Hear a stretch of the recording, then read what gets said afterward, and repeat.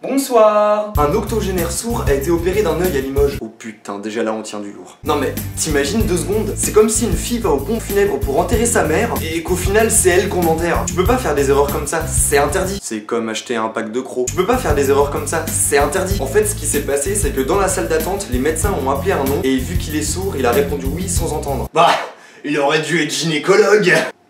Pourquoi? Bah, comme ça au moins il aurait su lire sur les lèvres. Ok. Et l'autre mec qui venait pour ses yeux, il pouvait pas se manifester? J'ai tellement hâte de voir sa gueule quand il se rendra compte qu'il s'est trompé. Bah non, mais enfin, tu la verras pas du coup. Exact. S'il faisait un film sur son histoire, je suis sûr qu'il serait sélectionné au Festival de Cannes. T'as compris? Cannes aveugle. Excellent, Francis. Incroyable. Du coup, 3 médecins ont été condamnés à verser 1500 € à Gaston. Oui, il s'appelle Gaston. Donc 1500 x 3, ça fait 4500. Je pense pas que c'est avec ça qu'il retrouvera la vue, mais enfin bon. Avec 4500 €, tu peux quand même t'acheter 166 places pour aller voir les 3 fromages. En première partie des Fatal Picard le 30 octobre à la machine du Moulin Rouge à Paris, comme je vous ai mis le lien dans la description.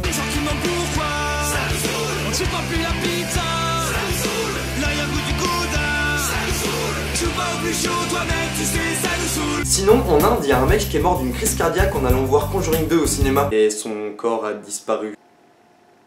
Du coup, je me disais que pour un film d'horreur, ça a dû leur faire pas mal de pub. Surtout quand on sait que cette histoire s'est passée le jour de la sortie du film. Du coup, si tu regardes les vidéos de Tib et que tu as envie de mourir, on peut peut-être trouver un arrangement. Mais ça va pas. Non, puis déjà, tu vas pas voir un film d'horreur en pleine nuit quand t'as 65 ans et que t'es cardiaque. En fait, ce qui s'est passé, c'est que l'homme a fait une crise cardiaque au cinéma, et en arrivant à l'hôpital, le temps que les médecins fassent l'autopsie, le corps et son ami qui l'accompagnait ont tout simplement disparu. Je suis désolé, mais qu'est-ce qui peut passer par la tête de son pote pour qu'il décide de partir avec le corps? Bon, ils font un peu long les médecins pour faire cette autopsie, hein. Je devrais peut-être la faire moi-même, chez moi, tranquillement, au calme, posé. Toi-même, tu connais les bails. Puis, même si on part de ce principe, comment l'ami a pu partir avec le corps? Genre, il l'a porté sur les épaules et est parti de l'hôpital tranquille, sans se faire remarquer? Mais bien sûr, c'est aussi invraisemblable qu'une otarie qui parcourt un demi-kilomètre en pleine ville sans se faire remarquer. Ah non, ça aussi, ça s'est passé. Une Australienne a retrouvé une otarie dans les toilettes d'un cimetière. Non mais déjà, rien que dans le titre, il y a 3 mots qu'on n'aurait jamais imaginé voir dans la même phrase. Ils font comment les journalistes? Ils tirent au sort ou quoi? Alors... Otarie... Toilette...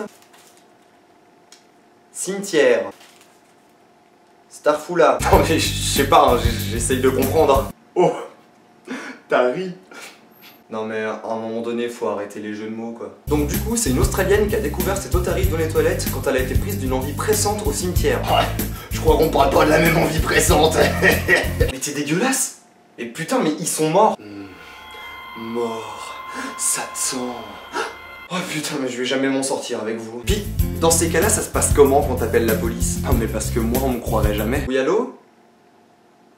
J'appelle pour... comment dire?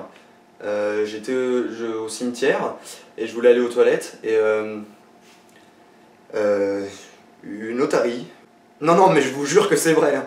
Sinon vous pouvez aussi vous abonner à ma chaîne YouTube hein, Thibaut Ficelle, ou même laisser un article complètement what the fuck dans les commentaires pour que j'en parle dans une prochaine vidéo. Allez, salut.